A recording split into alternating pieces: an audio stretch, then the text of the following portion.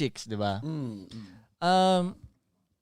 Napapansin mo ba na tol, parang yung ibang mga lalaki naman may hate sa'yo? Oo, dati pa kahit nung bata ako Kasi ganun talaga no? Kung nakanino yung chicks, may hate sila sa'yo ng konti ibang mga lalaki, no? Bakit hindi ako yun? Dapat ako yun. Yung crush nila na may crush sa'yo, yun yung magagalit sa'yo. So paano mo hinahandle yung mga ganung shit dati? Wala lang akong pake. Kasi ang mangyayari, minsan sisiraan pa nila yung pangalan ko doon sa babae. Ngayon, naaamin ng babae. Kahit sa ibang hood Siyempre, ibang hood to. Si Miguelito, ano naman, panis naman sa pwede sa akin yan. Siyempre, yung babae, mapapaano na. Ba't lahat kayo, ina-talk shit nyo? Lalo magkaka-interest pa sa'yo yung babae, no? Message ko nga yun. Tapos yun sinasabi ng babae na, sinisiraan ka nila doon. Tapos sa isip-isip ko, panis kasi sila sa akin eh. Talaga. Tama talaga yun. Alam mo, nung bata ako, hindi talaga ako considered na heartthrob, yung ganun. Wala. Hindi talaga nung bata ako. Okay. Heartthrob ka ba? Ikaw ba? Hindi, cute lang ako na. Cute lang. Ikaw ba, Dong? Hindi ka rin consider. Si D2P, matanong nga, Heartthrob yan. consider ka bang heartthrob? Ano?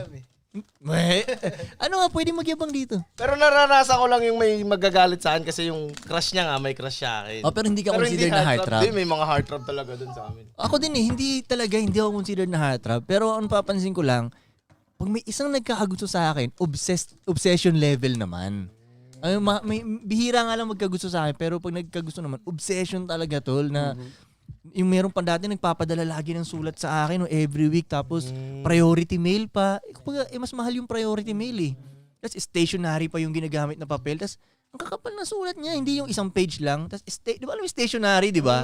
So may, di ba, binibili mahal din yun, di ba? Pambago pa yung papel. Papabanguhan niya pa, tapos may yung border ng dudrubingan niya pa ng paganyan. Tapos may mga kiss mark pa, tapos hanggat magpadala na siya ng cross stitch na pangalan ko. Ganun yung level yung mga hanggat itong pagtanda kong to.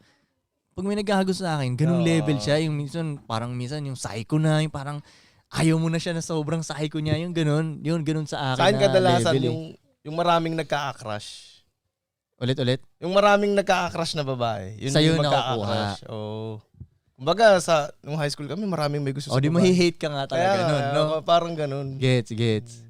Hindi ganun napupunta sa akin yung mga ganung babae, Ewan ko nung elementary at high school ako, napapansin ko yung mga matatalinong babae.